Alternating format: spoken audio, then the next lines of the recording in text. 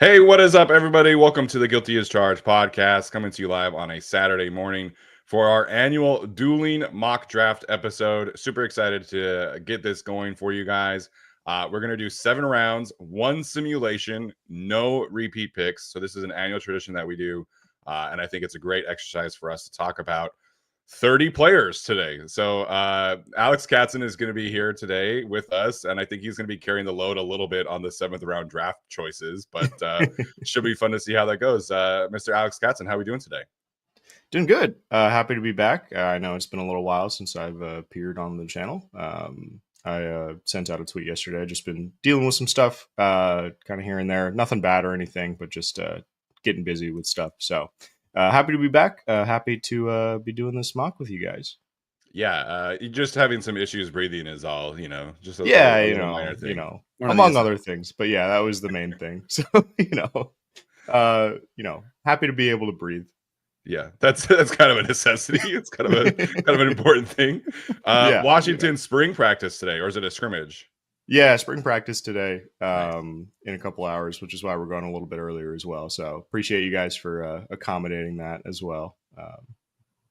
Yeah, excited to have you here. Like I said, Tyler and I have watched some day 3 guys. I think we'll have certain positions covered, but like I haven't watched any day 3 like linebackers. If you want to take a linebacker on today's show, or like a safety, so sure, we will definitely rely on Alex for some day 3 expertise.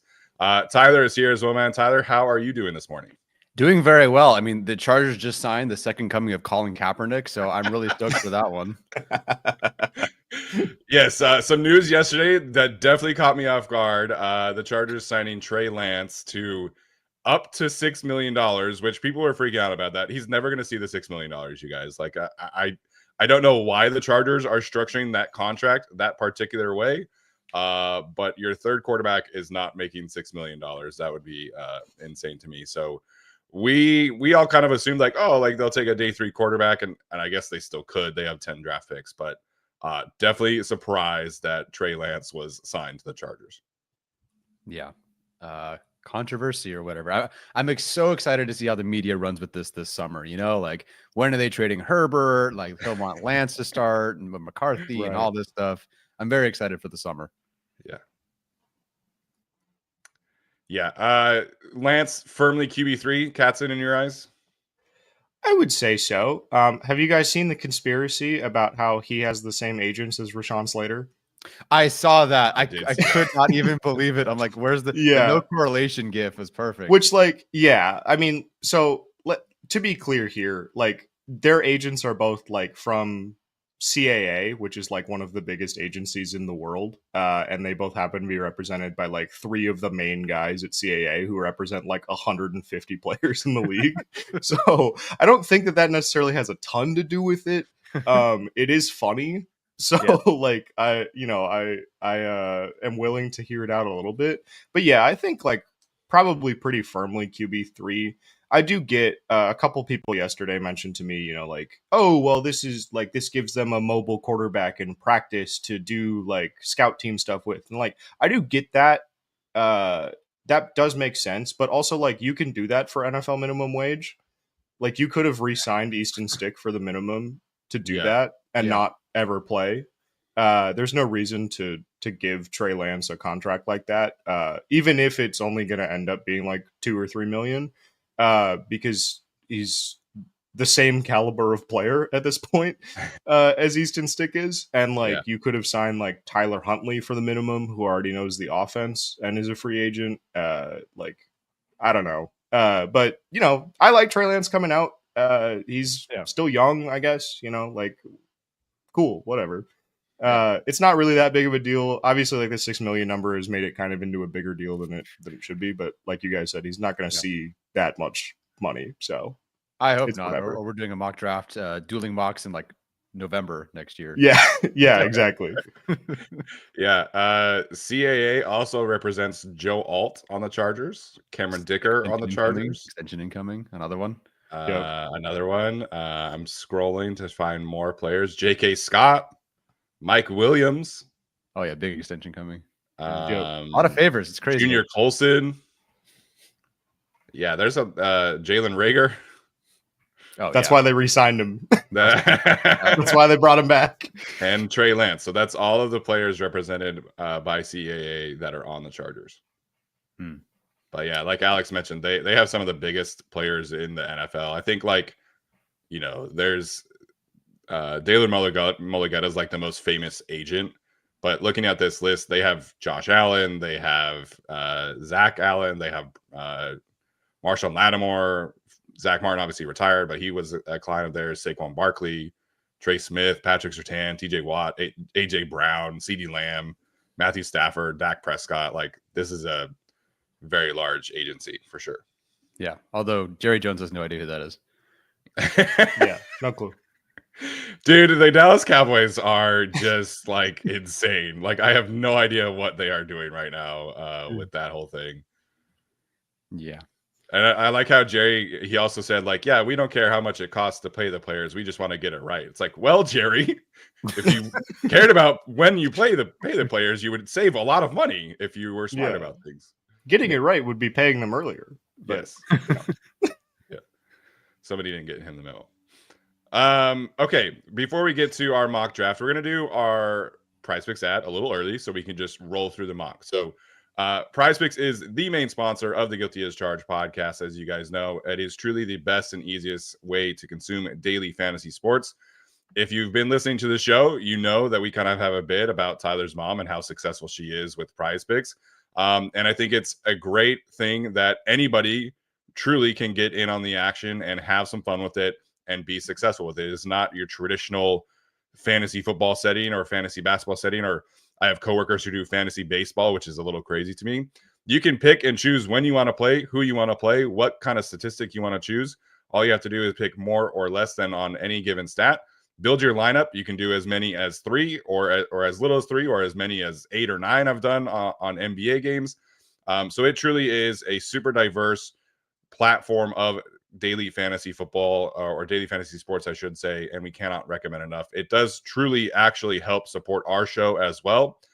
So if you guys go to the link in our description, or which is prizepicks.com/guilty, use the code guilty at checkout. It does actually help support our show, and you guys get a little extra skin in whatever game you are looking in, and hopefully you can earn some money as well. So prizepicks.com/guilty, code guilty at checkout. Best supports our show. Support yourself as well.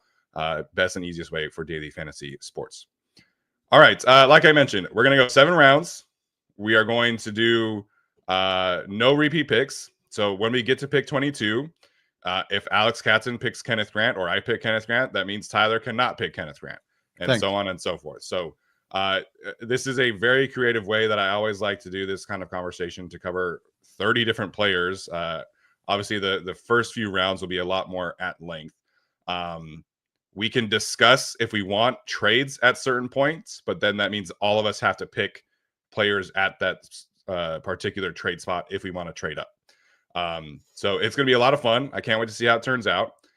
We are going to snake order, and Alex Katson is going to be our guest. And since he is a little bit more well-versed, he's going to pick first, which actually means he's going to have it a little bit more difficult, because then we're going to snake around and he's going to have the last pick of the second round. So, and then I will go second, Tyler will go third, and we'll go from there. I'm excited. I love the comments every year. Like last year, you're like, I'll take Joe Alt. And everyone's like, what the f are you doing? You would never do that. And it's like, well, then it turned out okay. Yeah, that was funny. We did one with the 3 of us plus Gavino that you tweeted out. And I think at the time I probably felt like pretty good about Miles Murphy and Tommy Adebaware. And then both of those players are kind of like trash. Yeah. So that particular draft was definitely a tough one to mock draft for, especially with 4 people. Made it definitely difficult. No second round pick that year because that was post Khalil Mack trade. So always a fun exercise. And like I said earlier, Alex Katson going to have some day 3 gems for you guys for sure. Very exciting. All righty, let's bring up the mock and pray my Wi-Fi holds up. All right, we ready to start? Yeah. Let's do it. All right. We're not trading up, correct, in the first round? No, Okay, I don't. great. I want to do the math today. Great. So I'm gonna opt out of the trades. All right, so we're sticking with the 10 picks. Ted McMillan at 2. Are you serious? Yes. Sure, go for it, Browns. All right, man. Okay, so Ted McMillan is gone. Genty's gone. Mike Green, Jedi Barron, Will Johnson, Abdul Carter, obviously at 13, because why not? Sure. Kenneth Grant is gone. James Pierce is gone. Emeka Egbuka is gone. Jalen Walker, Kelvin Banks, etc. So for our audio audience, available: Starks, Burden, Golden, Nolan, Hampton. Wow, Loveland, Nolan's moved Stewart. up. Has he? Yeah, A 23. little bit, yeah. A little bit. Zabel, Harmon, Scorton, Alexander, etc. Really quickly before we jump on this particular board, how do we feel about Brett Coleman putting Mason Graham as DT4? Oh, So I know why he's doing that, but I disagree with him reasoning wise. Sure. But basically, right, like the thing with Graham is just like he's not gonna be everyone's favorite because he's a little bit smaller. He's got short arms. He has a little bit I've heard like some rumblings of like a little bit of like a like knee issue, not necessarily right now, but potentially down the line that some teams have flagged as like might be something that comes up like in a couple of years, just with the way that he plays and everything, and like however his medicals came back. And like he can be a little bit kind of like in and out of games sometimes, like a little bit more than you would like for a guy who's been billed as a top 5 pick kind of the whole year. Sure. I do think that it's probably a little bit of like relative to expectation. I think that Graham was maybe not like as good as Brett was expecting, and so like he kind of overcorrected and made him like lower on the rankings than some of the guys that maybe were impressive compared to what he was expecting going in, which is an understandable way to do things. But I also just think that like he's so good. Yeah. Like when he is playing well, which is most of the time, like he's so good, and so like I don't like I get why, but I do not agree with the reasoning. So yeah, that's fair. I just thought I was curious. There's like no chance he falls to 22, but No. he's the I've seen some people have him as DT2, but I don't think I've seen Yeah, for anybody sure. have him past that point. So very interesting. Okay, Alex, I think one of us is going to take the layup here, but Alex Katson, what are your thoughts on this particular board as it shook out for the Chargers?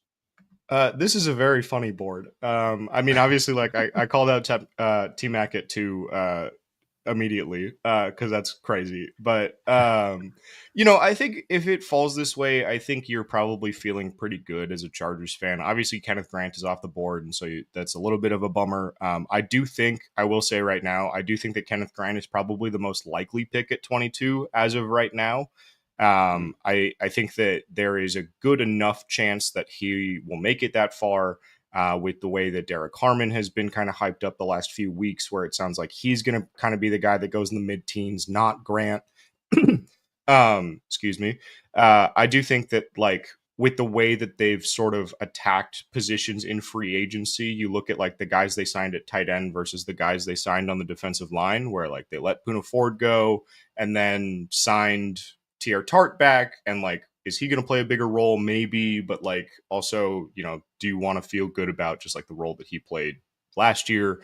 And then the 2 other guys that they signed, Jones and Hand, are both kind of more depth pieces, not necessarily going to be like guys that are going to start right away. Versus at tight end, they signed Tyler Conklin. They have Will Dissly coming back. Like there's a little bit of a harder path to playing time there. So I do think that like Kenneth Grant is the most likely pick. Obviously not on the board here. So I'm just going to go with the guy that's been hyped up to kind of go in the mid-teen spot instead of him, which is Derek Harmon, who's on the board, who I think is a great 1 to 3 tech, gives you a little bit more pass rush upside than Grant does, which is something that the Chargers need on that interior, especially with Morgan Fox not coming back. They don't really have a clear pass rush element from 5 tech right now. I know they're high on Justin Aboigbe, who was their 4th round pick last year and played like 15 snaps all season. But like that's expecting a huge jump from him. So you need to add some pass rush upside there. I do think that Harmon is probably a more likely pick there just because like I don't think the Chargers are going to take Walter Nolan. They're just not going to because there's too much character stuff with him. Nothing criminal or anything like that, but just like he's not a Harbaugh guy, to put it that way. So I don't think that they'll take him. I do think that Harmon and Grant are probably more likely at that spot, even if Nolan is available. Nolan, I think, is a better player, but the Chargers are not going to take him, I don't think. So I'm going to go with Harmon. Okay. For what it's worth, they did recruit quite heavily Mr. Walton Nolan at Michigan. Several visits from Mike Elston. He visited Michigan several times. They did not have the NIL package to compete with Texas A&M, is my understanding. And they already had Mason Graham committed, and Kenneth Grant was like very close to committing, so they didn't like push super hard, but they did recruit Walter Nolan pretty heavily. I'm going to take the layup, and I'm going to take Colston Loveland. This to me, we spoke about him on Thursday. Colston Loveland to me is the best case scenario for the Chargers in round one.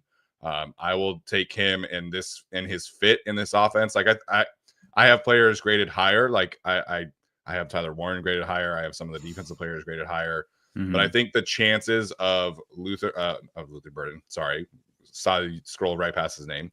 The chances of Colston Loveland hitting in this particular offense with this particular quarterback, to me, is just the highest hit rate you can get of getting a blue chip player in the first round. So I love his game, love his fit.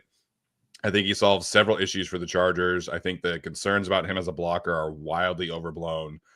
So I'm going to take Colston Loveland in my simulation. Nice. All right. I will do something different then. I don't think we've taken this player before, and take a lineman. No, I'm kidding. I'm going to take Marion Hampton here and just change things up a little bit for how we've mock drafted before. I do like the depth of this class, but ultimately at this point, I'm taking the best guy available. Najee's deal was not the 3-year, $30 million deal we thought it could be. It is a 1-year deal with heavy incentives. He will be heavily involved. I don't think that's going to stop Greg Roman, Jim Harbaugh, and these guys from taking a running back like Hampton, who might not even be here at 22. We'll see how things go. So I'll go with Hampton here. Was definitely considering receiver, but I think I can address that in a bit. Yeah, Alex, Tyler and I are definitely on board with a tight end or a running back over any of the receivers, depending on who's there, obviously. Okay, so you agree then? Yes. I think that the only receiver that I would have over like a guy like Loveland or a guy like Hampton at 22 would be McMillan. Okay. Everyone else for the Chargers, I like Matthew Golden. I don't like him as much as everyone else seems to like him. I think that the like top 10, top 15 hype is crazy.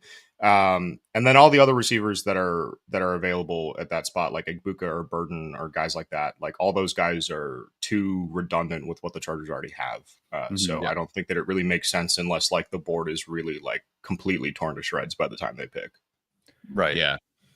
I think Tyler and I are of the mindset, like if you're taking a non-McMillan receiver, I think we prefer Igbuka just because he's like the most well-rounded of the bunch. And like there's for sure.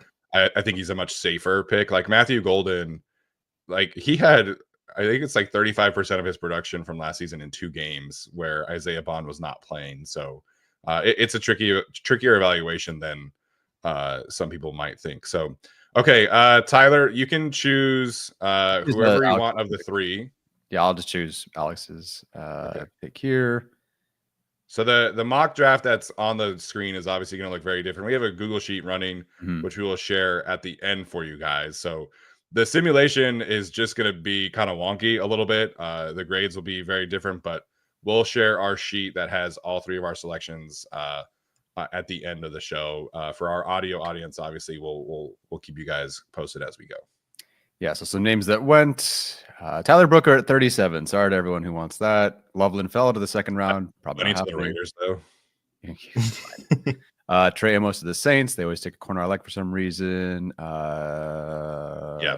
Brandon Staley getting to coach Alontae Taylor now is not fun. No and Kool-Aid. I liked Kool-Aid a lot, too. So.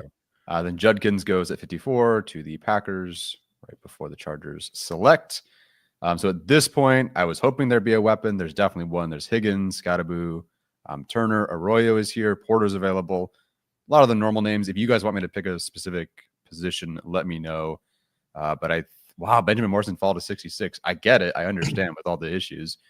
I didn't realize he was down there now. CJ West, Henderson at 70. Don't get it. But I don't need a running back. And Mason Taylor, Steven, you're going to pick him, right? Yeah, I'm going to take 2 tight ends. Yeah. Yeah, Oh, sure. Run it back. My selection is Jaden Higgins at this point. I think it's a pretty easy one for me here. Yeah. I haven't seen him follow the Chargers a ton.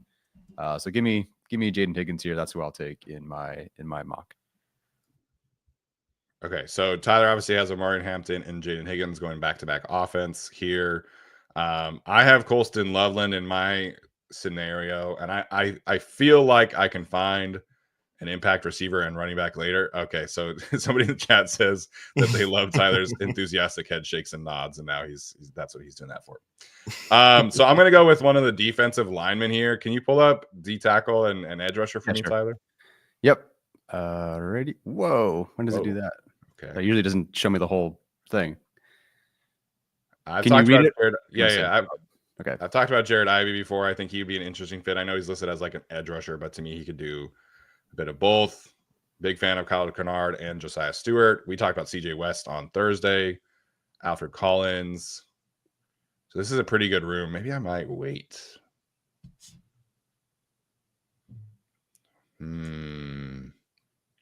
Okay, that's good. You can scroll back up. I think I can wait and find an edge rusher specifically. I might just supercharge this offense and go with Cam Scadaboo here. Ooh, what do I want to do? Okay, yeah, I'm gonna go with Cam Scadaboo for my selection here. I know that's like the second player on the board here, but I think he is one of the most Harbaugh guys that we could possibly drum up with like his style. And I do think he's versatile enough where he can catch passes. And I didn't know this, but Thomas Martinez found a clip of him doing a pooch punt. So he could pooch punt for you guys if you wanted to. But he's thrown a couple touchdown passes. He can definitely catch the football. He can run routes.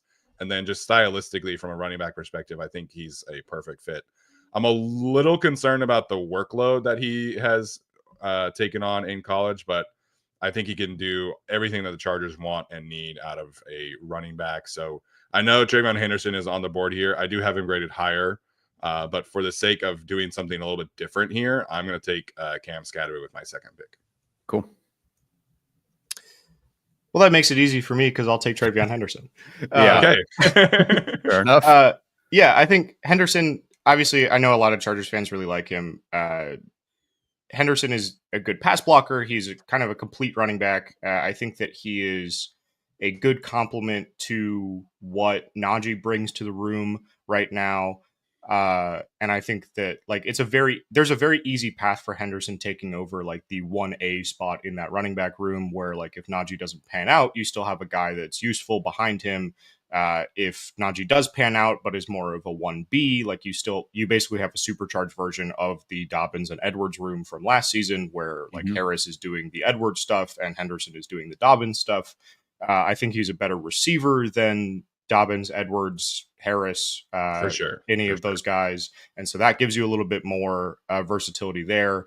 I think that like he's probably going to end up being like my RB 3 or 4. So to get him at 55 here in what's a really strong running back class, I feel pretty good about.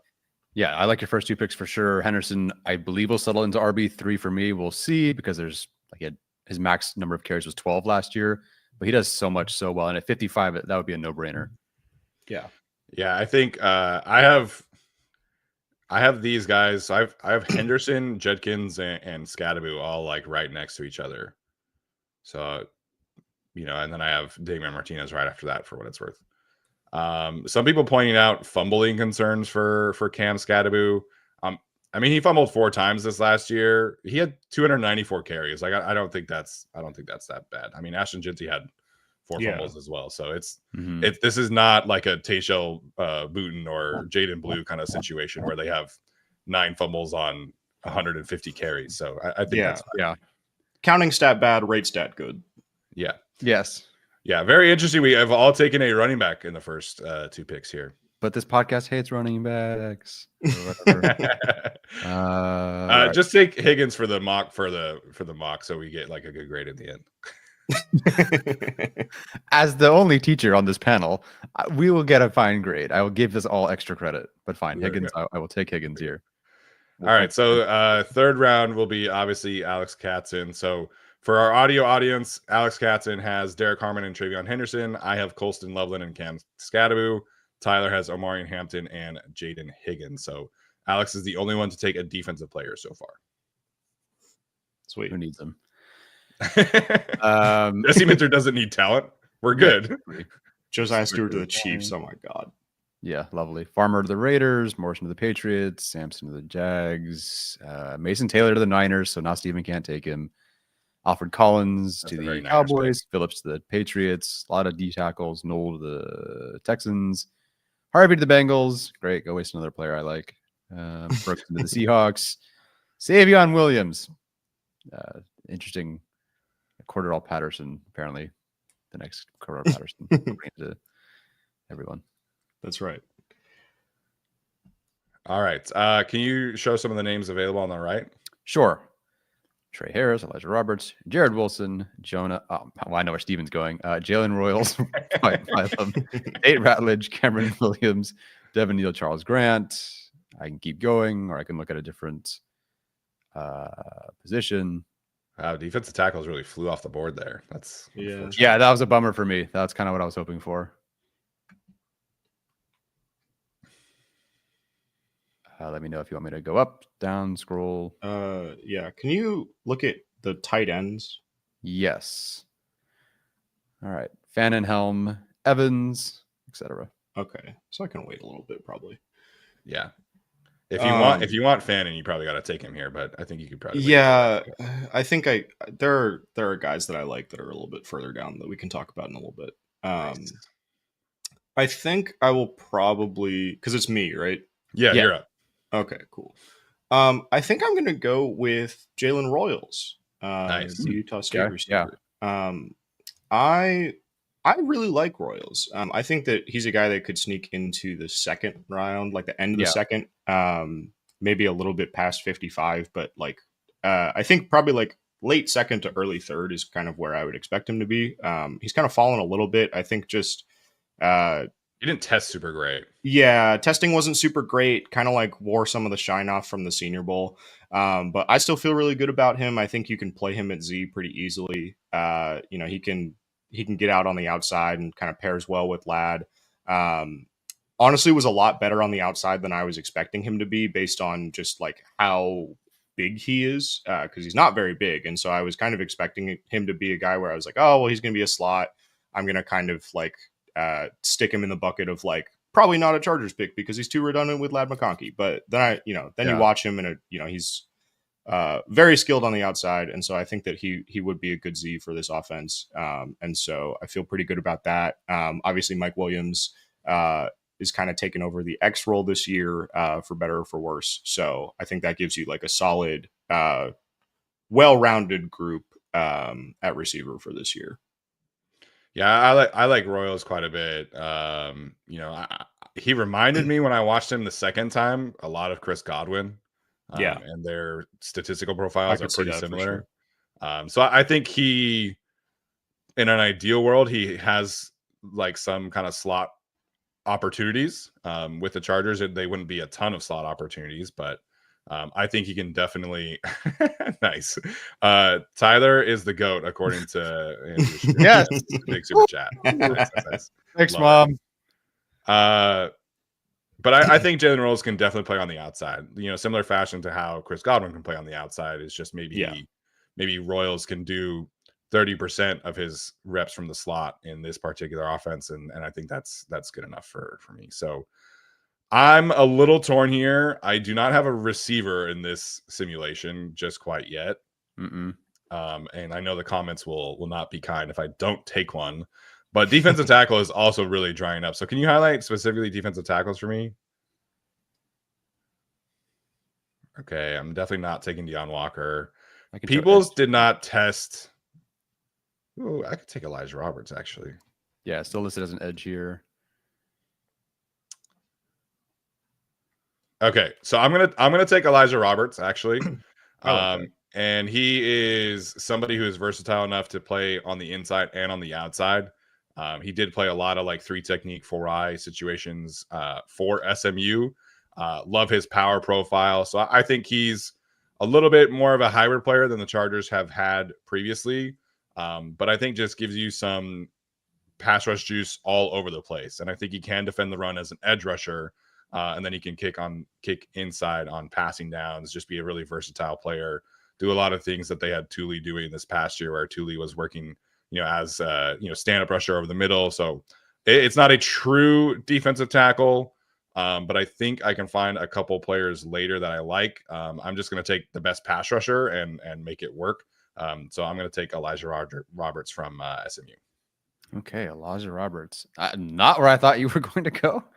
So maybe I end up going with a certain player from Arizona. Yeah, go for it. Is gone. Roberts is gone. You really sold me on Ratledge the other day, except for the part where we found out his extensive injury history. Yeah, yeah. There's a solo video I'm going to do later coming on that particular. Oh, really? An apology or something? An apology. Interesting. Yeah, I'm going Jonas Avaine. Like I got to go with him at this particular point. Figure it out later. You can play multiple spots. At minimum, I just think he's way too good to be even here, in my opinion. So I'll take him here, and I know that I'm picking next, so I can wait on some other players or not, and I'm screwed. But I will take that gamble and go with offensive line here.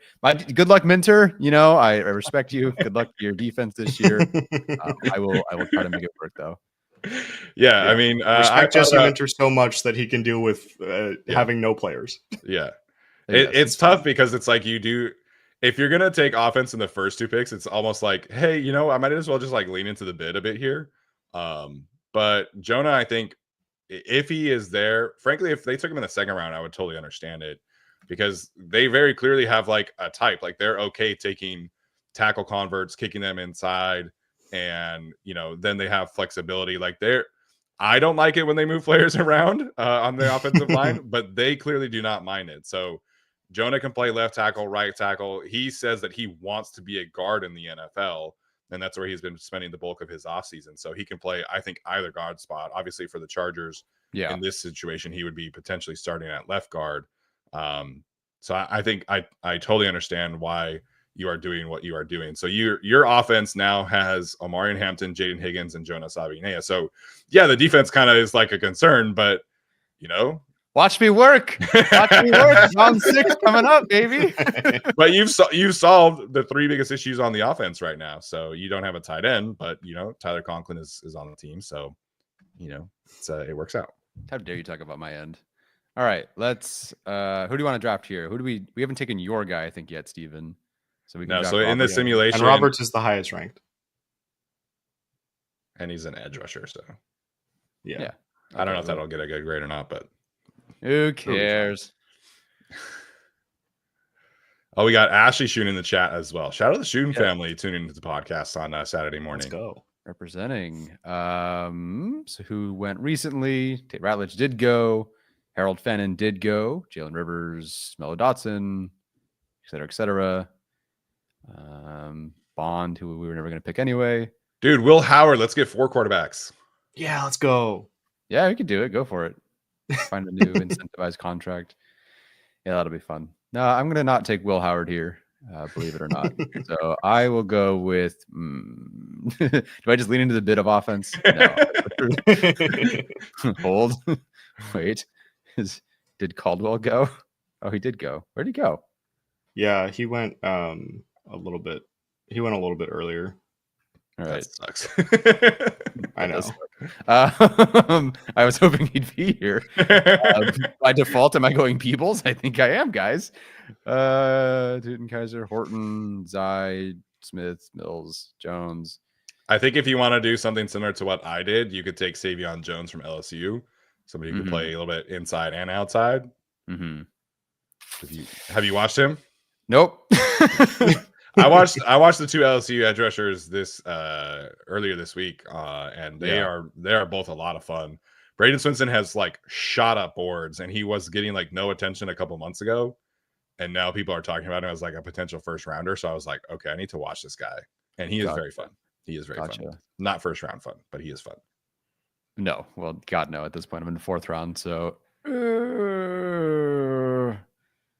Katson, what's your thoughts on Peebles? I like Peoples. I think he's a solid sort of like rotational guy. I don't know necessarily that he'll ever really become more than that. But in the 4th round, like it's not the worst. Like I think like his floor is like he will play. So for the Yay! 4th round, that's honestly pretty solid. Like I know that doesn't inspire a lot of confidence necessarily, but like genuinely for the 4th round, if you go back and look like at the league wide like 4th round picks over the last few years, like getting on the field as a rookie is like a huge like win as a 4th round pick. So Yeah. yeah. He's probably the best pass rusher on the board, unless you're taking Right. this again. You're doing like At Tavion this Jones, point, where you can move him around. unless you're a going little to bit. take like a pure edge, I feel Yeah. like he's probably No, I'll go with Peebles here. So Peebles will be my guy here. That's fine. Okay. I like him. Just hoping for another guy. Yeah, you wanted Jamari Caldwell. That's okay. Yeah. I do like Peebles. I think the reason why he's in the 4th round at this point, because they're like, I think he has like a 3rd round film grade, but he didn't test super great. So Yeah. that's why he's in this kind of situation. Can you pull up the receivers for me? I definitely need to take a receiver in this round or the next. Yes, I think it tests Torrey Horton, Pat Bryant, Kobe Hudson, Kyle Williams. Okay, who perfect. is better than 160. Yeah. Yeah. Chances Kyle Williams is gone earlier than this, I think, are pretty high. I mean, the film community is really, really pushing him out now. So like, there's some people. Chris Sims has him as like wide receiver 3, I think, in the class, which I think Yeah. I like Kyle Williams a lot, but that's a little crazy to me. I've talked a lot about him, so I don't know if I want to just like keep taking guys that I talked about. We haven't talked a ton about Torrey Horton. I think there's a chance that Torrey Horton is more likely to be here than Kyle Williams because of the injury. But I love Kyle Williams, man. I think Kyle Williams is like a perfect fit for what this offense needs. So I'm just going to lean into the bit here and take Kyle Williams. I think speed profile, yak profile, like he has gadget stuff that are like truly, truly, high end, agility kind of stuff. And then if you guys watch 2023 tape versus Colorado when he had Cam Ward, he kind of cooks Travis Hunter in that game. So I'm going to take Kyle Williams here. I know he's probably not going to be there. You can just pretend that I will take whatever 4th round receiver is available. So I'll take Kyle Williams just because I think he's awesome. Yeah. Cool. Yeah. I do want to touch on Horton too, because I do actually really like Torrey Horton. I think that he's gotten kind of pushed down because he had a knee injury, I think it was, in the middle of the season. So he missed like the last 6 games of the year. Was healthy enough to run at the combine at the very minimum. I really liked him for a couple of years. Super productive guy at Colorado State. Obviously, like kind of the only guy at Colorado State for a little while there, but did play with Trey McBride a little bit. Same thing where like if you go back to the 2023 tape and you watch him against Colorado, like there's a couple of plays, like that's the year that Hunter got injured in that game, but before he goes out, there's a couple of plays where Horton beats him off the line a couple of times. I think that he's a better receiver than a 4th round valuation would indicate, but the injury has just kind of pushed him down a little bit, and he's kind of like getting lost in the middle class of this receiver class. I'm not going to take him because I just took a receiver last round. But sure. I did see that Gunnar Helm and Mitchell Evans are available, so I think I'm going to go with Gunnar Helm, just because I don't really know why we're doing this drop for him. So ran a 4.9 or whatever. Yeah, but did you see the picture of his ankle? I know, but I'm just saying, like people, I know, people so are already like, forgetting about the injury. Right, totally, right? It's so like, and that's why I want to talk about him, right? Because I think that like that's an important thing, right? Is like, okay, so like, yeah, he ran a 4.89 at the combine. That's not what you want. It's not your favorite, but he sprained his ankle on the first run of the 40. And he posted a picture afterwards where like it's swollen up to like 3 times the size and it's completely black and blue. And like the fact that he ran on it at all and then like, did drills and did everything afterwards still, like that's crazy to me. I do think that like he's a very good player. Like this is a guy we were talking about in October, November as like a, you know, potential pick at like the back end of the first, like second. It's kind of like as each month has gone on, He's it's like gotten first lower and round, lower. second round, third round, fourth round, right? And so it's like gotten Yeah. lower and lower and lower. But I still think that like, especially with the way that the tight end room is constructed right now, as a guy who's going to be kind of like a like do it all tight end 3 right off the bat, like kind of ease him into the NFL. I think that that's like going to be a great plan for him. I do think that like he can grow into a starting tight end role. That's kind of the way that he did things at Texas, right? Where he was a backup to JT Sanders for a couple of years and then kind of like blossomed this year. So he's got experience, you know, developing in that way. He's gotten better every year. I do think that he's a very good player that I think in the fourth round, I'd be very happy with. So, Yeah, I think if he had not gotten injured, I think he would have tested fairly well. I don't think he's like an elite yeah. athlete, but one of my favorite things about Gunnar Helm is like low key, he can make people miss. Like he's pretty Yeah. shifty. He's got some juice to him that way. Love his ability to go up and high point a ball. I think he has the highest contested catch percentage of all of like the tight ends in this class, if I'm not mistaken. Mm-hmm. So he's a good player, man. Like getting him in round 4, I think is more than okay. And it's kind of one of those situations where like if you want Colston Loveland and you miss Colston Loveland, Gunnar Helm as a receiver is probably like the closest thing to Loveland of what you can get. You know, scaled down, of course, but I think Gunnar Helm is a fine pick, especially in the 4th round at this point. Yeah. All right. Tyler, can you go through some of the guys who went off the board? Sure. 49ers forfeited their pick. Wait, is that real? Like they actually are doing that? Yeah. And Falcons. I forget why. Oh, is that like a tampering thing? I I guess I've never don't noticed that remember. before. I think it probably is. Tyler, your family is having some fun in the chat today. Hello, Ashley. Oh, right. So it's for a payroll accounting error that was discovered in March of 2024. So they moved their 2024 4th round pick down to the end of the round, which ended up only being 4 spots, and then took away their 5th round pick this year because of some accounting errors on their payroll. Gotcha. Oh, all right. So just administrative stuff. Administrative stuff. Okay. Well, Alex, you are back on the board here after taking Gunnar Helm. All right. What do we got? Quinn Ewers. Let's go. Yeah. There's a position you want me to look at. His quarterback tape is horrendous. It's really bad. So, Alex, just for your sake, you have Derek Harmon, Travion Henderson, Jalen Royals, and Gunnar Helm in this situation. Yeah. Let's see. Ooh, Seth McLaughlin. Can you look at interior offensive line for me? Mm-hmm. That's where I'm also looking. I'm going to pull up tackles just in case they're listed as. Yeah, for sure. McLaughlin, Cooper, Longhair. I swear Will Frazier better not be in this area. Oh yeah, Miles Frazier. Oh my gosh! Oh my god, he's Move so him low. up. He's so low. I'll get a terrible grade from PFF if I do it, but like he's so much better than this spot. I kind of am tempted to just do it because like he'll be available on the simulator later, but You're talking about Frazier? Yeah. Like he'll be available on the simulator later, but he's such a good player that like yeah. And offensive line rankings are always super weird on simulators.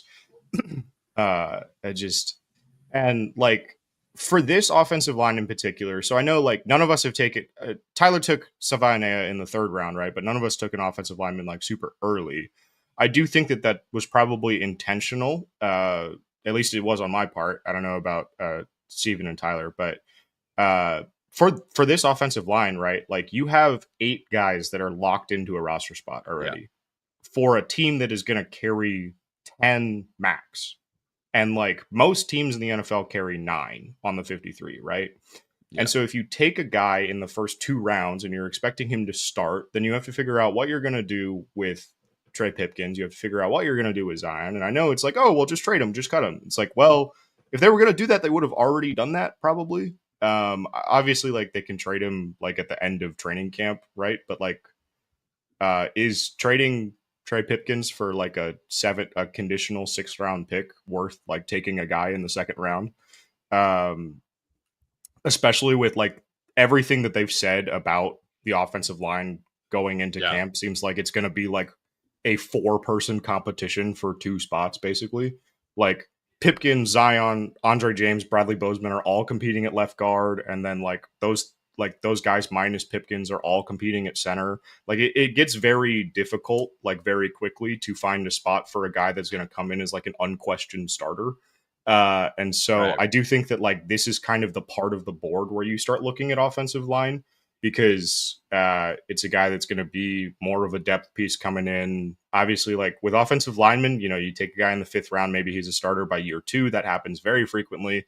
So it's not an indictment of like, oh, they don't need to invest in the offensive line at all. It's just like you can do it later, and you can get a guy who develops for a year and then steps in as a starter next year. Like that's not, you know, you don't need to invest a super high pick in a guy to be a starter right away, because like the Chargers have told you over and over and over again that they're comfortable with the guys that they have right now starting this year. I've talked myself into it. I'm going to take Miles Frazier. Right. Frazier rules, man. Like He's he awesome. should go. He's He should go higher than this. He should go way higher than where PFF has him valued in the simulator. Yeah. I think that, you know, he can play either guard spot, and so, you know, if for whatever reason you want to move Mekhi Becton over to the left side after this year, you want to do whatever you want. Frazier can do that. He has a little tiny bit of tackle flex where he can be like a little bit of a chess piece. Yeah, he played tackle at as your FIU swing guy for his sophomore. Yeah, absolutely. So he can be your swing guy there, kind of Jamari Sawyer-esque in that way, which Jamari Sawyer is an upcoming free agent after the end of this year. So, you know, like, is it this year or next year? Whatever.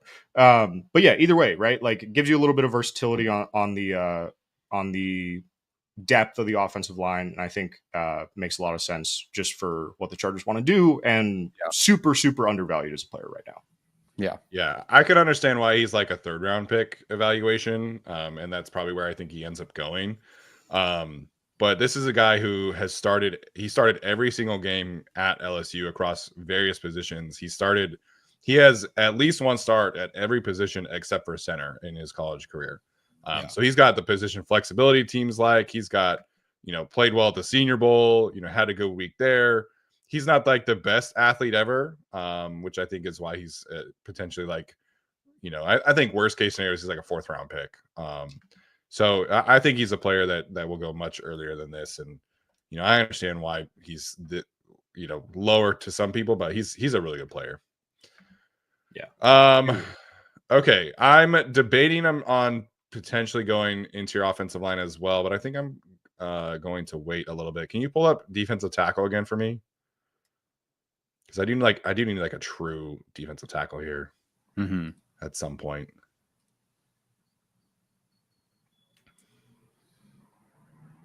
Okay.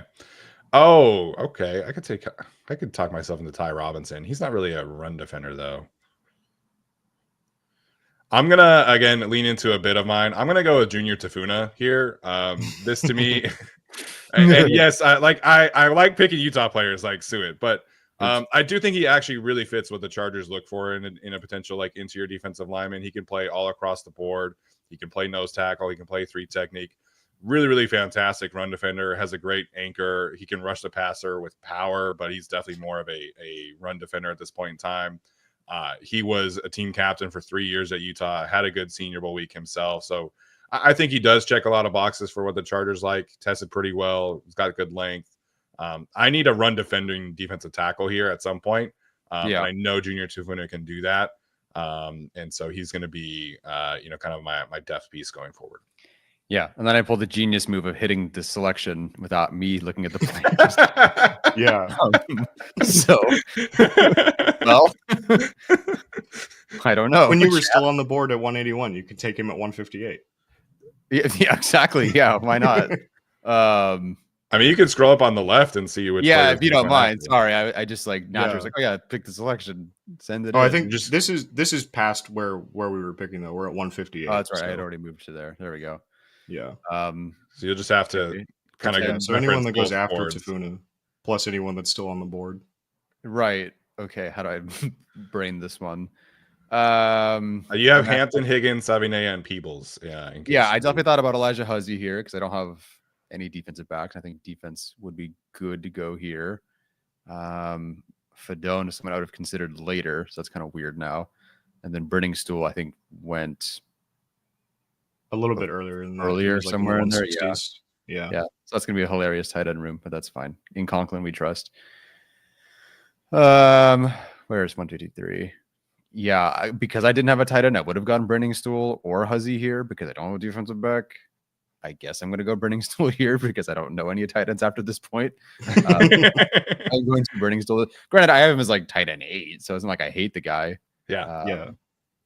But yeah, I definitely needed a tight end. Okay, so you're going Brenningstool then. Yeah. Yes. Great team stretcher. I love Brenningstool. Yeah. Mm-hmm. Last fine option there. Okay, then I hit a button. Yeah. Oh, then, Seth McLaughlin went. I was going to take him next round. Yeah. I thought about it. Yeah. Okay, so now back to where I'm supposed to be picking. I'm next year. It's very difficult for me to not go Pat Bryant, but I think I'm out of receiver room. Or maybe I'm not. Jalen Lane, Felton. I think Higgins and Bryant could play together. I think Higgins can be a Z in a slot. Yeah. Have to pin him into the X role. Dante Thornton. Pat Bryant is definitely firmly an X, but I think they could play together. Lambert Smith. We're into the territory of throw ball far. And, Miles Frazier did actually go. Okay. Ricky White, CJ Jibray. Ricky White and Higgins could definitely play together if you want to go another receiver. Definitely. Yeah. I think I'm going to. And I think this Elijah Badger probably still on the board if you want to do that. Yeah, actually, you know what? Not to make your pick for you. No. I always forget that he's way down at the bottom of the sim. But that also doesn't make any sense to me. Elijah Badger's a good player, man. Yeah. I watched Teddy Felton recently too. He's a good option as well. Is Elijah Badger actually on? Oh, yeah, 290. Give me a break. So you could technically wait. Crazy. That's insane. Yeah, you could take him at 256 probably. I could take him at 256. I don't know anything about defensive backs at this particular point. Yeah, screw it. I'm going Pat Bryant here. All right. I think that's reasonable. He's fallen quite a bit in the simulations though. He used to be going in this 4 or 5, isn't he? He was low and then he moved and then I feel like he's back. Okay. His ADP is 145, so yeah, he started out down here and then he moved way up at the Senior Bowl and then he's come back down.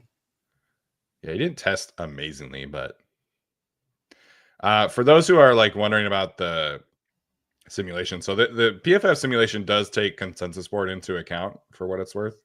Mm-hmm. But yeah, Tyler, can you pull up corner and safety for me? Yep.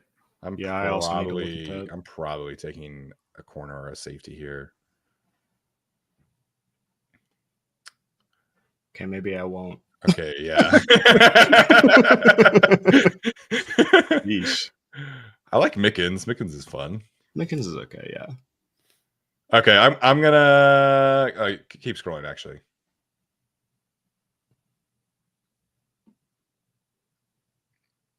Shiloh Sanders. I will not be taking Shiloh Sanders. That's the end of it, by the way. This is the end of it. Yeah. I think I can wait a little bit. I have some names we can. You're gonna wait a little bit. Okay, a little bit. So yeah, I think so. I haven't watched Tommy Hill from Nebraska, but I know I was chatting with him with Thomas Martinez.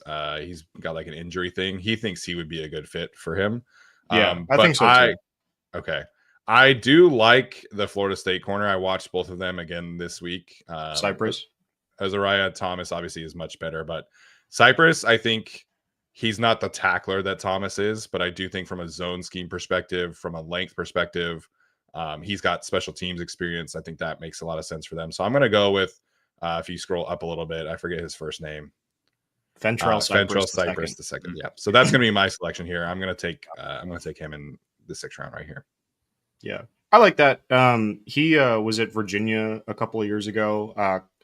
Had a pretty decent amount of hype when he transferred to FSU, and then that whole FSU program has kind of fallen apart. So, kind of fallen off a little bit. But he had a nice pro day. I saw that he got a lot of interest from teams when after that workout. So, I think that that's probably the right range for him at this point. Tyler, can you go back to the whole board? Yes. Just so I can see what's going on here. Shout out Kyle McCord. If you guys don't know, he hit me in the head with a pass at the Shrine Bowl. I can't remember if it was him or one of the other guys. That's hilarious. Shout out Kyle McCord. Let's see. Ooh, man. Yeah, Alex pointing out the Rutgers corner longer meme. I would have taken him here if he were still at this point. If he were still here. And Dante Thornton's still on the board. Dante Thornton's still on the board. I'm kind of interested in that, maybe. Maybe I'll double dip at receiver also, because I feel like with Thornton, right, like the main thing is going to be he runs a 4.3, and so but he also runs like 2 routes. Yeah, but he runs in a straight line so fast. Dude, Ryan Ficken will turn him into the best gunner ever. Right, yeah. So that's kind of like what I'm thinking, because I would normally be tempted to just take Ricky White here because like the special teams upside is so huge. And once you get in the 6th round, like you have to take guys that can play special teams as well. But I feel like Ricky White and Jalen Royals are a little bit more redundant than I would like for like the way that my wide receiver room is being built. So I probably want a guy that's a little bit bigger. Thornton is probably that guy at that point. He's 6'3", he runs a 4.3, he runs in a straight line real fast. That's the only route he's ever run because he played at Tennessee. But like as a 6th round, like developmental X that, you have come in for 5 snaps a game as a rookie to just like take the top off. I think you could do a lot worse. I like Thornton a decent bit. It's funny because it's kind of like the Jalen Hyatt conversation from a couple of years ago, except that like we were talking about Jalen Hyatt as a 1st round player and he ended up a 3rd round player.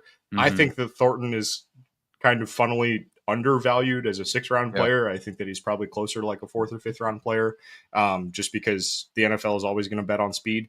I think I'm going to do that. I'll double dip at receiver and take Dante Thornton. All right, cool. Somewhere. There he is. He's down at 202. And everyone's picked someone. So I will hit the button. Okay. And then we're right back up 17 picks later or 18 picks later. So probably a pretty similar board here. Jordan James, Prather, Yarns. Alex, just hypothetically speaking, if the Chargers had not signed Trey Lance, is there like a day 3 quarterback you like? Or let's look at the quarterback board. Why not? I like Max Brosmer. I like Seth Hennigan a little bit. Will Rogers, that's funny. Those are probably the only 2 of this. That's oof. But I like Max Brosmer a little bit. I think that he's a guy that could probably make a couple spot starts if you really needed him to. Seth Hennigan is kind of more of like a career backup type guy, but functional, can run an offense. Those sorts of guys are what you're looking for in a day 3 quarterback there. I don't really like Brady Cook very much. I think that he's pretty bad. I watched Luther Burden, and my takeaway was, man, he'd be so good if Brady Cook wasn't the quarterback. That's so many receivers in this class, dude. Yes. There's so many of them where I'm just like, man, if there was anyone else that was throwing you the ball, I'd feel so much better about you. Yeah. But yeah, if they hadn't signed Trey Lance, I do think that like there would probably be like a guy. I think at this point with the Trey Lance signing, you're probably looking at like, we were talking about this yesterday in our group chat, but I think that you're probably looking at like a Casey Ballman level UDFA signing at this point. If you're looking for a rookie quarterback, but yeah. Okay. What do we got here? It's pretty much the same as what we had before. Yeah.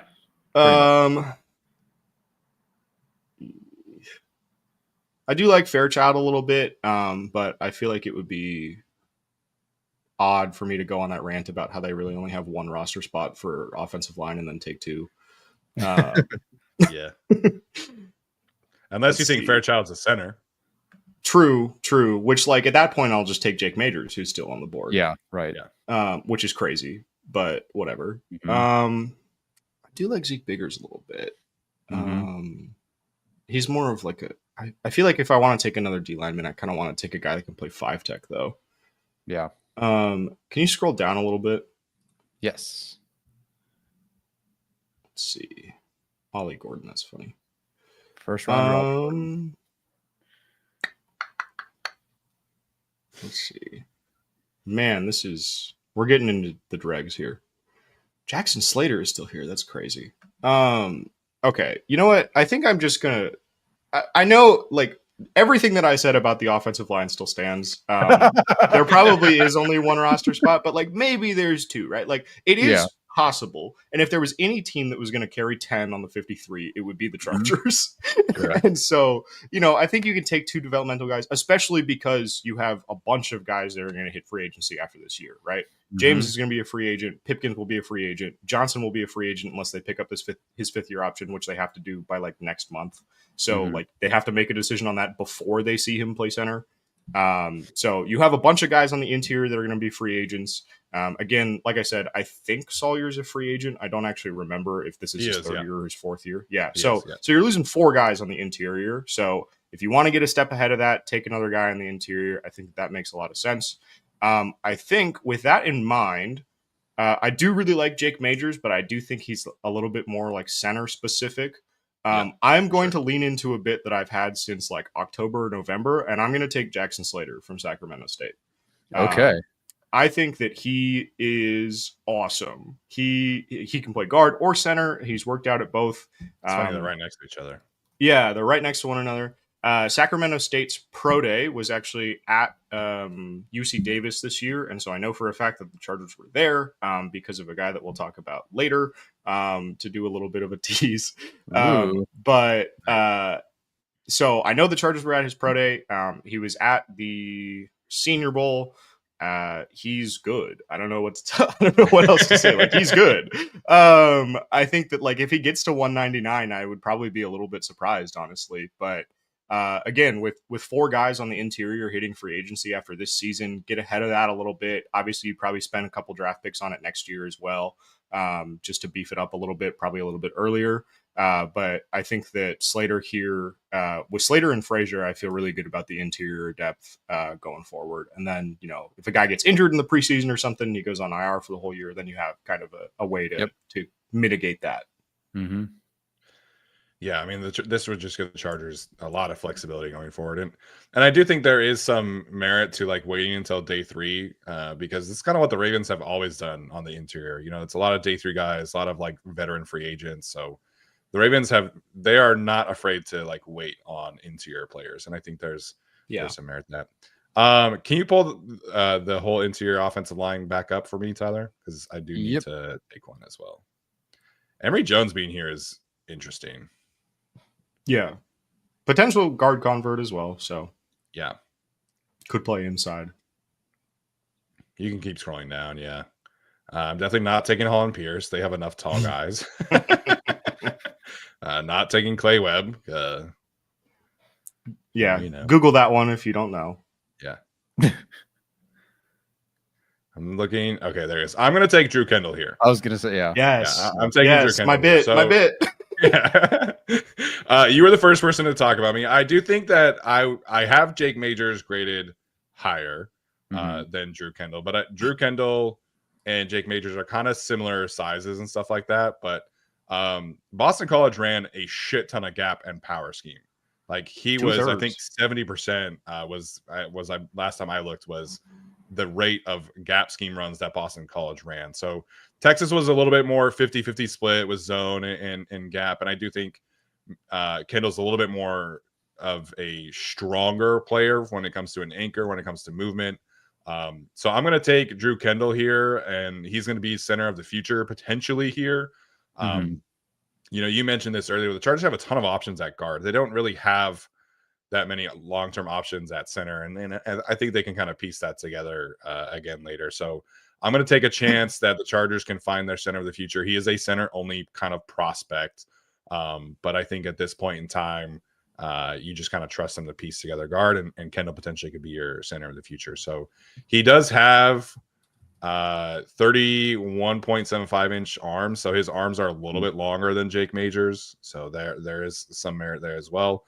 But I like his tape a lot. Boston College, I know people are a little scarred from the Zion situation, and I get it. But traditionally speaking, Boston College has produced very good offensive linemen, and I think Drew Kendall fits that bill. And we're in the 6th round, so if it doesn't work, right. it's the 6th round. Yeah. Can I say 2 quick things about Kendall also? Because this is my bit. Yeah. So first thing, as Steven has tweeted out before, which we talked about when Boston College had their pro day, they sent Mike Devlin to Boston College, the Chargers did, the offensive line coach, to watch that pro day. If you look at the pro days that Devlin went to last season, he went to Penn State, he went to Washington, he went to Notre Dame, he went to Alabama. So basically all of the schools that had a top tackle that were like being considered sort of in the first round range. Troy Fatanu, Olufushanu, Joe Alt, obviously, who the Chargers ended up picking, and then J.C. Latham as well. So it's only 1 year sample size. It can be a little bit noisy, but like there's a pretty decent amount of data to suggest that like sending Devlin specifically to a pro day is a pretty decent indicator of interest. So I think him being at Boston College is probably something to note. I did also talk about Kendall on an episode a few, I think months ago, probably at this point. His dad actually reached out to me and said that him and Zion Johnson are great friends and he would love to play with him again. So whatever that's worth. It would only be for a year, but yeah, only for a year, but like still, so. I think he would be very happy if he ended up here, and I would be very happy if he. Maybe that boosts Zion as well. We get the friend theory exactly going. Right. You get a little bit of chemistry. It's the Justin Herbert. It's the Justin Herbert best friend theory. Yeah, for Zion. Yeah, cool. All right, Tyler, you're up here. With you were looking at corners and safeties. Is that where you think you're going? At some point, I'm gonna just say, "Hey, Alex, name me the special teams players that I need to round out my roster." So that'll probably be. I'm going to go with Zeke Biggers here, the freak out of Georgia Tech, and let that one rock. The rest of the way, I'll probably have to go special teams, linebacker, safeties, or maybe receivers. But yeah, I'm going to go with Zeke Biggers here. I can't write his name, so I'm trying to do both. And Alex says Zion contract extension once he converts to QB to compete with Trey Lance. Oh man, yeah, I like Drew Kendall there for sure. I do like the day 3 or at least like 4, 5, 6 range of interior offensive linemen. If it weren't for Jonah being available, I would have done what you guys are doing. Yeah. I have not watched Zeke Biggers yet, but that's an awesome name. Like just vibes alone from the name and make it worth it. Yeah. He was great at the Shrine Bowl. Yeah, he was. Yeah. Really like him. All right. So we can hit a button. I can hit a button. Thank God. Okay. All right, Alex. Which linebacker or safety should I draft right about Let's see. Let's. All right. What do we got? They don't necessarily need a linebacker. I mean, that's true. I need special teams, I guess. Jay Higgins, Dean Clark. Dean Clark did run pretty fast. Yeah, Dean Clark's a good player. I've watched him a couple times in person. Yeah. Done. Dean Clark did it. Okay. Oh, I got somebody again. I'm so sorry. I did it again. Ah! All right. I should never be in charge of this. You got too excited. I think these are the picks that are like super close together. So there's only like 4 guys that went off the board. We only lost 5. It's just funny that happened again. If I had a nickel for every time. Okay, so Dean Clark. All right, so Steven and I have the board available plus Jake Majors, CJ Dupree, Jay Higgins, Cam Horsley. Yeah, I mean the good news is I'm not gonna take Jake Majors, so I took Drew Kendall. Right. I am intrigued by the whole thing that Alex was talking about, like diversifying your wide receiver room. So can you pull up the receivers for me again? Yes, I can. There's a potential receiver that I'm pretty sure is going to be on here, unless he's like not in the simulation. Okay. I'm going to take Samuel Brown from Miami. Not a super productive player, but he's 6'3", ran 4.44. So I know he's fast. I know he can, catch passes on the sideline. His contested catch percentage is pretty high. I'm just going to bet on, again, like a taller, faster kind of guy. I don't really love Jimmy Horn as much as like Twitter does. He's so tiny. Oh, I thought he was. Which one's tall? Is Will Shepherd the taller one? Will Shepherd is the big one. Oh, okay. I always get them Sam Brown confused. is 36 out of 37 in contested catch rate. Oh, But he's second in yak. okay. Let's go. That still works for me. He's a 6th round draft pick. I don't really care. He's going to play special teams for me and Neither be did really Gillespie. fast. Yeah. So yes, Alright. Samuel Brown. Yes, Samuel Brown. Okay, Okay. I'll not touch the button. And then let's go back to the full board Sure. for mine. Dude, 4-6 round picks kind of sucks. I would like to see them trade up. Yeah. I would like to see them maybe work out of this a little bit. DK is a nice player. Elijah Clark is nice a little bit. Keep going. Dennis Johnson, Jason. Who is Jackson Meeks? Jackson Meeks is the Syracuse wide receiver. Okay. He is giant.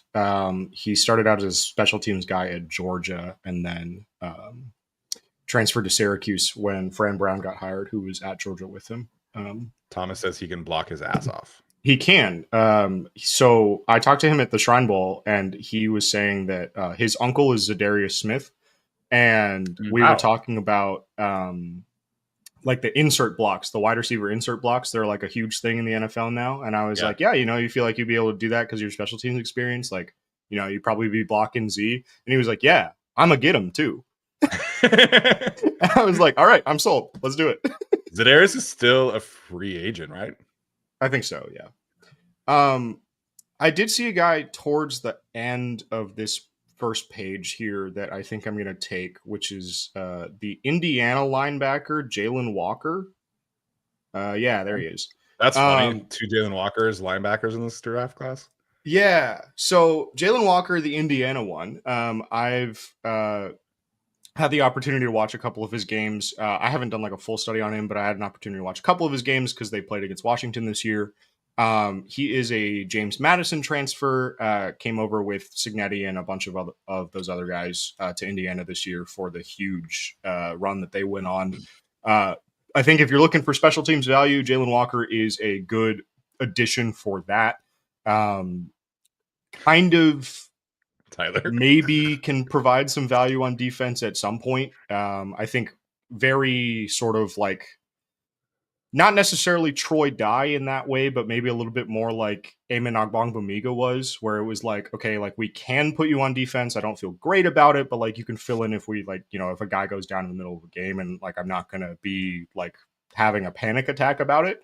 But I think at this point, right, like you're looking for special teams value. Obviously, Ryan Ficken is sort of rebuilding that entire unit because we saw all of the special teams aces from last season move on to new teams this year, whether it was Simi Fehoko or Nick Neiman or whoever else, right? And so I think like adding some guys that will be part of that new core there, I think makes a lot of sense at this point. Again, like we're in the 6th round here. So yeah, anyone that they take at this point has to be able to play special teams unless they are an offensive lineman, a defensive lineman, or a quarterback.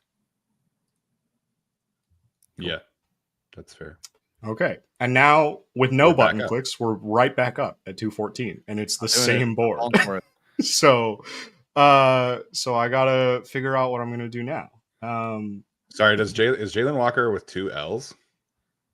It's Jailin, Jalen. Oh, okay. Yeah. It's a very I wasn't finding it's a him very on weird test. spelling of Jalen. Tyler, let's look at safety again. Okay. Da-da-da-da-da. Maybe corner and safety, just DB Okay. in general. Yeah. Sounds good.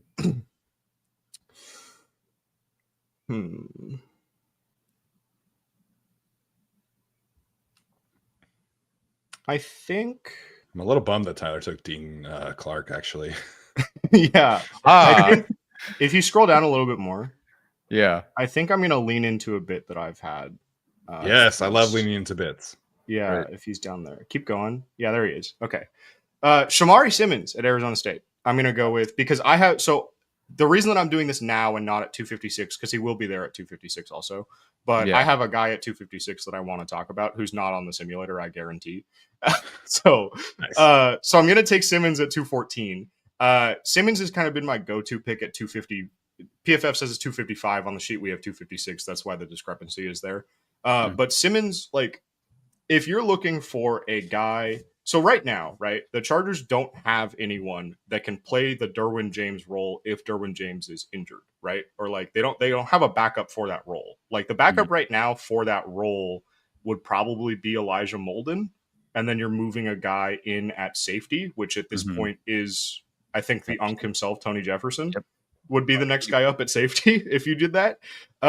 So Simmons is listed as a corner, I think, on the simulator, but is really more of a safety, but he's really more of just like a pure nickel, and he is an absolute goblin. He hates run plays so much. Like, he gets so angry every time that the other team tries to run the ball. It rules. He was great at Shrine. He had an interception on the last day of Shrine practices. Arizona State kid, so fairly local to them. I'm sure they've gotten plenty of eyes on him. I really like him as sort of a developmental nickel type guy. Again, will probably be a contributor on special teams. I think he has the ability to do that. And so, just kind of get a developmental guy in behind Derwin, kind of like Mark Webb a couple years ago, but without the injury history. Okay. I'm kind of the same mindset right here. I'm going to go with RJ Mickens from Clemson. I believe he's still on the board. Yeah. There he is. So he's definitely not a player that I think like changes direction a whole lot very well, but I think he can, see ball, get ball pretty well. He does have a good amount of special team snaps in his background. So I had this up. Let me make sure I get it right. So he was a core 4 special teams player for them in 2022. He's always obviously done like the punt return stuff, field goal block stuff. So he's got a good amount of special teams in his background, and similarly, good size, 6 foot, 210 pounds. He did run 4.49 and jumped 41 inches. So he does have some explosiveness to him. I just don't, like I said, I don't want him like changing directions a whole lot.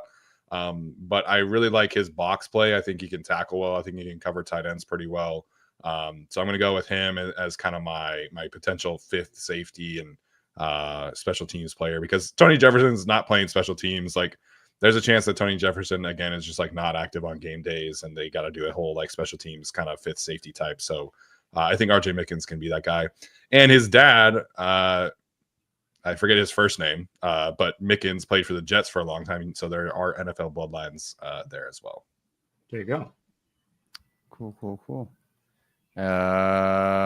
Katson, which DB am I taking?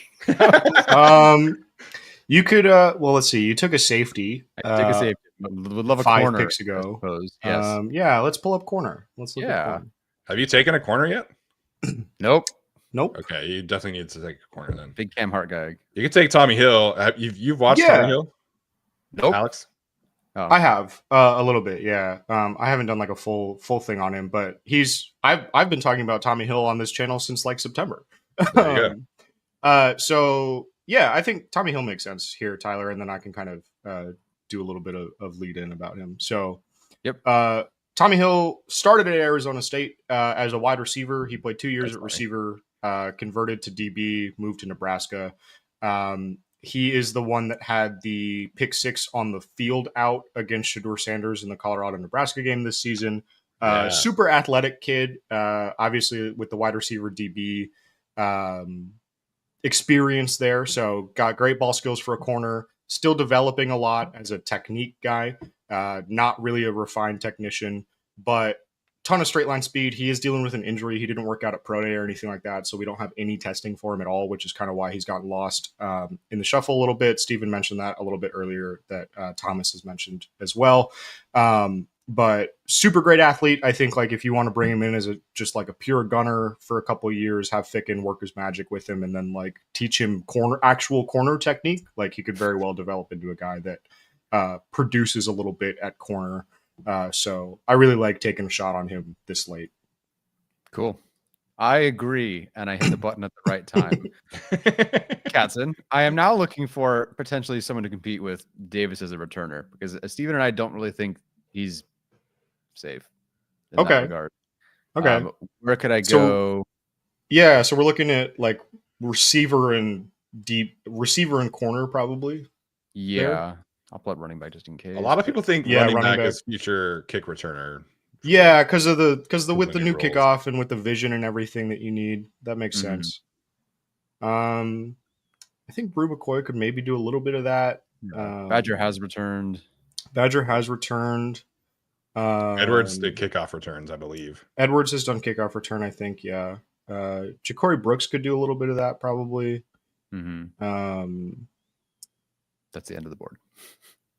That's the end of the board. Mumfield could maybe do some of that. I don't think that he's maybe returned punts before. I have to double check that. Kanata Mumfield from Pitt. He's like all the way at the bottom. Yeah, 312. What a name. Yeah. He's really I really like him. I think that 312 is a crazy rank for him. But I don't know if he's necessarily a great fit as a returner. Like I said, I think maybe he's returned punts before. I don't know if he's returned kicks before though. I think probably Badger would be the best one here if you're looking for just like a pure like return guy. I don't know enough about some of these other guys special teams wise to say if they've returned a ton or not. But yeah, I think like we know Badger's returned kicks before. I think that he probably makes the most sense there. Cool. If that's what you're looking for. Cool. It does give you 3 receivers for what it's worth. Yeah, Yeah. All 7th round receivers make the roster and contribute. That's right. Shout out Cornelius Johnson. It was an awesome summer. Man, I think Elijah Badger's way better than the 7th round pick. Yeah, I mean I do too, but like some of these receivers are pushed way, way down. Yeah. So you're gonna go with Badger then? Yes. Okay. Okay, so let's see. I have my tight end, my running back. I have 2 receivers. I guess I could go with this is our last pick, right? Yes. Yep. I guess I could do the whole linebacker thing. I haven't watched any linebackers though. There's a couple nose tackles that I'm like potentially considering taking. I know that this would give the Chargers a pretty. Yeah, I think I might. I understand why they might take another linebacker, but I think they could find some undrafted free agent guy and potentially call it good there. I mean, the 5 that they have are probably all making the roster. So it's like you have Delshon Phillips who can do your special team stuff.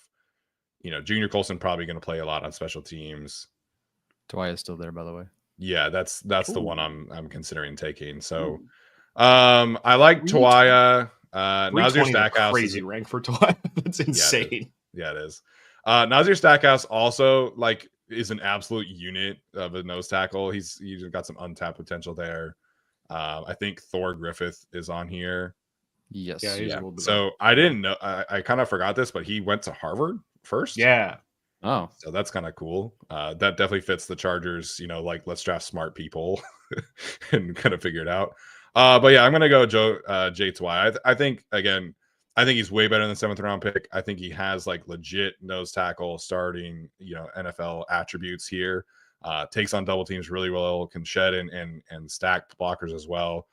So I'm gonna make sure I get all of the defensive lineman replacements I need because Poona Ford left to bruise, and I'm gonna, according to Jim Harbaugh, and I'm gonna make sure we get it right. So in this instance, obviously, Elijah Roberts probably might end up playing more edge for me, but he can kick inside on passing downs.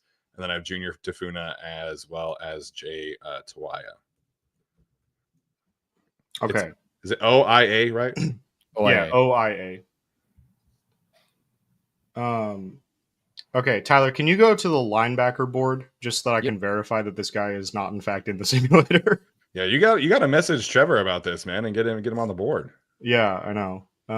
Nick Martin. The Chargers were at the pro day for Aaron Smith for what it's worth from South Carolina. Okay. Yes. So I am going to take. So okay, let's set the stage here a little bit. I want to do a little bit of stage setting. So last year, in my mock draft that I published on Chargers Wire, my final mock draft, which I'll do another one of those that comes out in a couple of weeks. I always do it like the week of the draft. But in the 7th round, I had the Chargers taking Florida State safety Akeem Dent, who ended up signing with the team as a UDFA. I happened to know his agent. He let me know that the Chargers were very heavily interested in him. So I kind of, fed everyone that one, prepped them a little bit of like, hey, like this is a guy no one is talking about. I'm going to stick him at the end of this mock draft. He's going to sign as a UDFA probably. I have another guy like that this year, who, if you follow me on Twitter, you've probably seen me talk about him because I've done a little bit more reporting on him this year. But it's UC Davis linebacker David Meyer, who was invited to the Chargers local pro day, showed out well at that. Chargers sent a scout to UC Davis's pro day specifically to go watch him. That's the guy that I was talking about when I was talking about Jackson Slater, where Sacramento State had their pro day at UC Davis. So I know the Chargers were there because they sent a scout to go watch David Meyer. He is probably going to end up signing as a UDFA. I don't think that he will necessarily have a ton of other interest to the point where the Chargers feel like they need to use a draft pick on him. You never know, though, with a lot of those guys. Obviously, we've seen with like Max Duggan before, right? Like when you want to sign as a guy as a UDFA, and you start to get Xander Horvath, another great example. When you start to get into a little bit of a bidding war with some of those guys, sometimes you just, if you have a pick late, you just burn it on them because you don't want to deal with like, oh, we're going to lose this guy because we aren't going to offer another like 15 grand or whatever guaranteed that some other team is offering. So I do think Meyer is going to be a great special teamer. Reportedly runs in the 4.5s. I haven't gotten official results from the UC Davis Pro Day yet, but his agent did send me a mock Pro Day that he did in early March where he was in the 4.5s. And so guy like that, I do think that like if you're looking for a like pure like Nick Neiman type where it's like, all right, we got this guy's a UDFA, he's going to be a special teams ace, can maybe like grow into a little bit of a role on defense, but is really going to be just a pure special teams guy. Meyer is it. I do think that like that practice squad linebacker spot is open right now because they retained the guy whose name I always forget, the one from Jean Baptiste, right? The one from Ole Miss. I think he's back on a futures deal, but otherwise, like, there's no other special teams option kind of like practice squad candidate that makes a lot of sense. Delshon Phillips is on like a minimum, I think, or if not, like pretty close. So it's like a $2 million deal, but yeah, so he's not necessarily like a lock for the roster. So like bringing a little bit of special teams guys, I do think it's probably like 90% he makes the roster. But if a guy like Meyer comes in and he shows out, then what's stopping you from putting him on the 53? So yeah, probably will sign as a UDFA, probably won't be a 7th round pick, which is why he's not in the simulator. But now you guys know his name.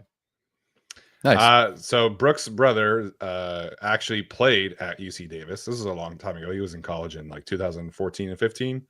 But his old tight end coach is still at UC Davis. So I asked Brooks' brother to reach out about this guy.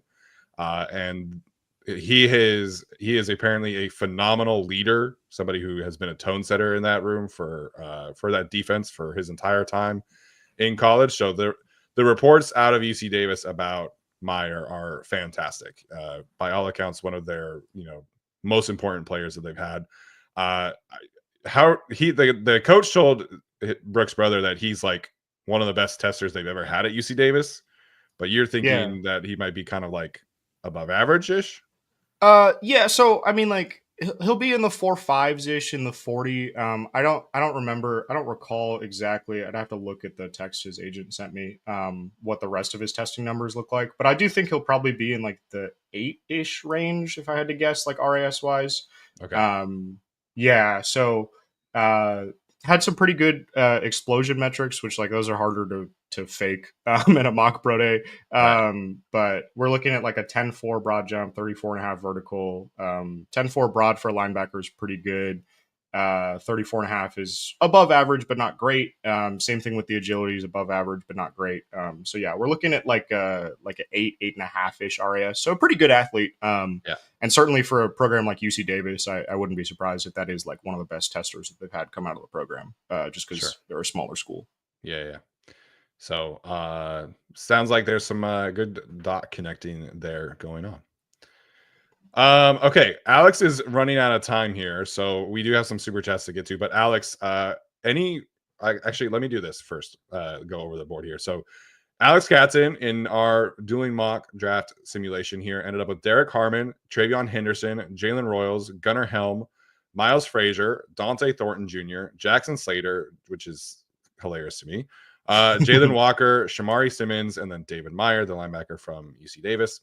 I ended up with Colston Loveland, Cam Scadaboo, Elijah Roberts, Kyle Williams, Junior Tafuna, Fentrell Cypress II, Drew Kendall, Samuel Brown, RJ Mickens, Joe Tawaya, and then Tyler had Omarion Hampton, Jaden Higgins, Jonas Savaninea, Aeneas Peebles, Jake Briningstool, Pat Bryant, Zeke Biggers, all-time name, Dean Clark, Tommy Hill, and Elijah Badger to round it out. So Alex, final thoughts on how this went for you. What are your thoughts on like the simulation overall? And then we can let you head out over to the Washington practice. Yeah, I do have a few minutes. It looks like traffic isn't too bad right now, so I can probably Cool.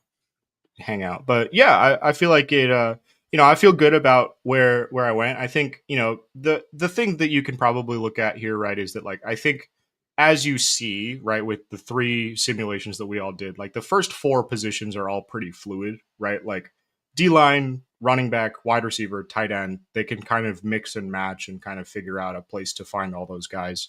I do think that like wide receiver and tight end are probably the most likely like spots where you can grab a second guy. Tight end gets a little bit sketchy just because there's not a ton of roster spots available. Running back is another one where like I could see like if there's a run between 22 and 55 for whatever reason, maybe they wait a little bit on taking a guy just because like there's so many of these guys. Like we didn't talk about a lot of the guys further down the board because we all took running backs pretty early on, and that kind of fills out the room. But there's like 30 draft caliber, there's like so many running backs in this class. I like think Dane Brugler says he has. Class. Brugler said he has 36. I want to say with draftable grades, which is like the most he's had in a long time. Yeah, it's an insane class, and I think there's a lot of guys down the board where like I honestly wouldn't be surprised to see them like take 2 this year, but. I know like all of us are very big Kamani Vidal fans, and so it kind of like it gets weird with the spot allocation and everything. Sure. But yeah, I do think that like generally speaking, and we've kind of talked through as we've gone through all of this, right? Like I think that like generally, I think if any of these 3 simulations, I'd be pretty happy with the outcome. If any of the 3 happened, because I think. Like moving the offensive line need to maybe a little bit later, and kind of focusing on obviously like the focus early on should be like getting one of these defensive linemen in the room. The defensive line class is great at the top, but as we saw, it dries up pretty quickly once you get into kind of the middle late rounds. So grab one of those guys and then grab a whole bunch of weapons, and then you got 4 6-round picks. Rebuild the special teams unit because Ryan Ficken kicked all those guys out, and yeah, I think. We're in a good spot. Yeah, I think it's very difficult to find every position that the Chargers need. Like I said, I think Colston Loveland at 22 is the best case scenario, but it's in the first round. But it's difficult then to fill in all of the spots after that, right? Because the tight end, going first round it makes it a little tricky. But I'm pretty happy with how I ended up. Tyler, how are you feeling about how you ended up today? Yeah, it was tricky with going 3rd in the first, and then with Grant already going and a bunch of other options going, and then you guys took Harmon and Loveland. I like Hampton quite a bit, but it's kind of like, okay, that's the best guy left there that also maybe doesn't have a character concern, I believe.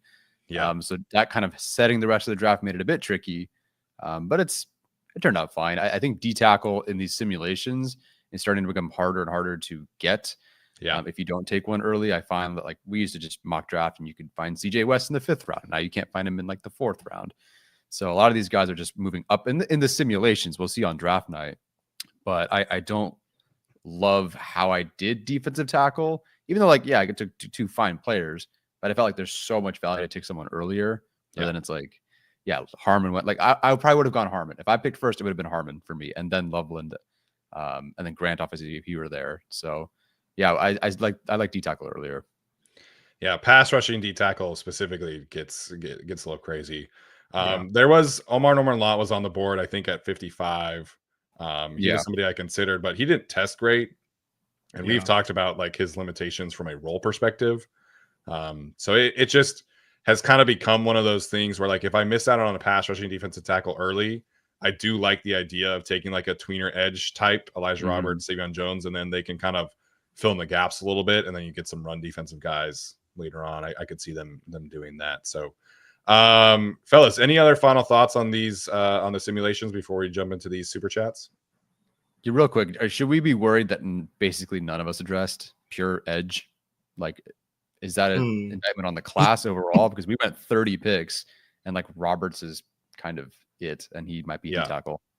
Yeah, I think it's a combination of just like I don't really love the class once you get out of like the top like 40. Because there's a lot of guys that have kind of like worked their way into that conversation where like Donovan Azaraku is a guy that I've been talking about since like October, and he was like, I think he'd be a great second round pick, and now people are saying that like he might go like 18th overall, and I'm like, okay, never mind.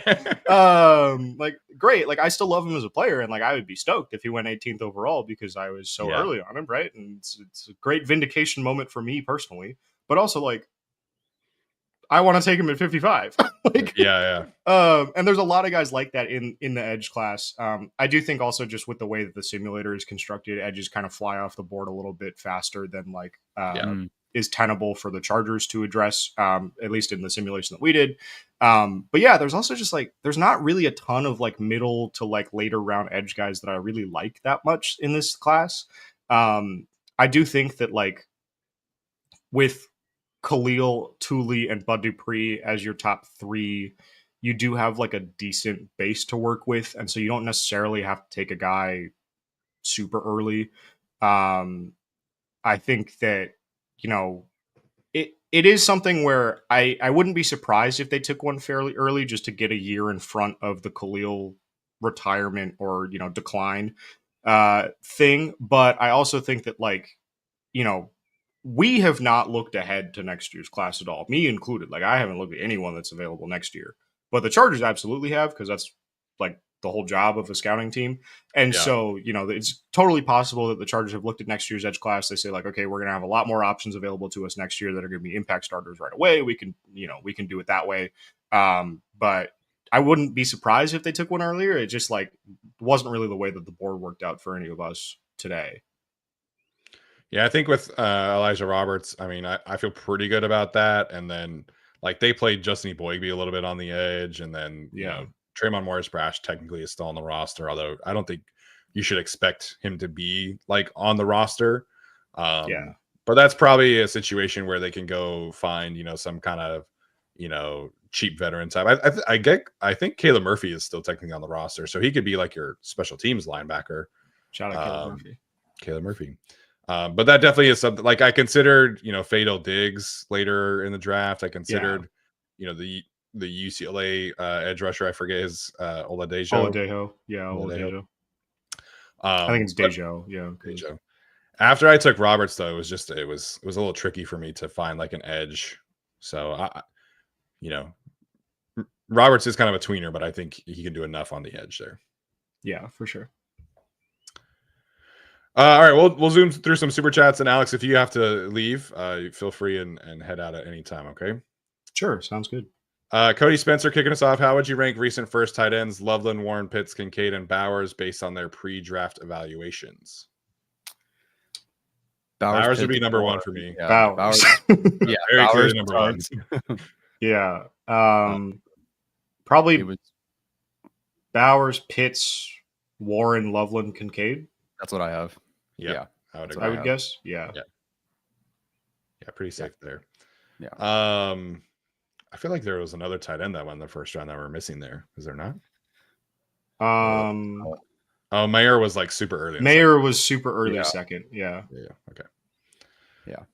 Dark Samus, Harbaugh would never pass up on his guys. Also, Money Smith said Nolan has no off the field issues. It's maturity. Also, is Jared Wilson a scheme fit? The last part is no. Yeah, no, not at all. Also, maturity is an off the field issue, so that's yes, he does. But also, I mean, so Walter Nolan told a friend of mine directly at the Senior Bowl that every single team that he interviewed with at the Senior Bowl asked him like multiple times, like very directly, like whether or not he loved football or not, and he was getting frustrated by it because he was being asked about it so often. But if you're being asked about it that often by every team, clearly there is something that has come up. So there's something there, but to what extent, I'm not sure. I don't know. I'm not in any of those interview rooms. It's not really something that gets out a ton, especially when it's not something criminal like that. So it's kind of hard to say, but I have heard a lot about it. And it's not nothing. Yeah. I don't think if he were like a third, fourth round pick, I don't think he would be getting asked about it that much, but this is a guy who some people have as like DT1, like this is a potential like top 15 pick. So Right. You're putting a lot of investment into this guy, right? And so you have to be very sure about those sorts of things. Yeah. Alessandro asks, after the 5th round, how do you guys feel about using 6th-round picks to move up? There's too many 6th-round picks that they have right now. Please get rid of some of them. I would love to see them move up and get like 2 4th-round picks, or like, you know, maybe be a little bit aggressive and get 2 3rd-round picks. Like maybe you move into like, you know, that comp pick day 3 range, and you can move up and get, you know, 2 top 120 players, you know, in that regard. So I would definitely like to see them move up. 4 6th-round picks is a lot. And like you guys saw us labor through like all of the players there. We're like trying to find any kind of value. So I'm definitely in favor of them moving up on day 3. Yeah. Tyler, you can take this one. What position do you see the Chargers most likely double dipping at in the draft? Defensive tackle, I think. I think defensive tackle, and with the way that they've constructed the roster, receiver are probably the 2 ones. Yeah. Daniel Gomez, B-Day, shout out to my nephew Dixon Maez, big fan. Yes, he said it. He said it. I didn't want to say it, but he you actually said it. Oh. He said it. You did it, Daniel. Timestamp 141. 35. I read it. I didn't want to say a thing. You actually said it. Yes. Oh man, that's a good one. That's a good one. I have to give Daniel big props good. there. That's good. I'm so glad I read this ahead of time. Great job, Daniel. Good job. Good job. Well done. I don't think I've ever actually seen that one before. So nicely done. Happy birthday. Happy birthday. I hope Daniel's still in the chat for that one. Is he in it? No, I haven't seen him comment back about it. That's too bad. Good for him. Oh man. Blake, why did we pay Trey Lance $6 million? So we touched on this earlier. He's not actually going to make $6 million. It's unfortunate that got out that way. But yeah, it's probably like a $1 million cap hit if I had to guess, maybe 1.5. Yeah, it will be low. Will it be low enough that I feel better about it? Probably not, but it will be low. Yeah. Okay, Daniel Gomez is still in the chat. Okay, nice. Honestly, like I did not see that coming. So good job. Good for you. Yeah, that was good. That was good. I trust nothing anymore. Yeah. That was good. That was good. All right, fellas. Hour 43 of dueling mock drafts, a tradition unlike any other.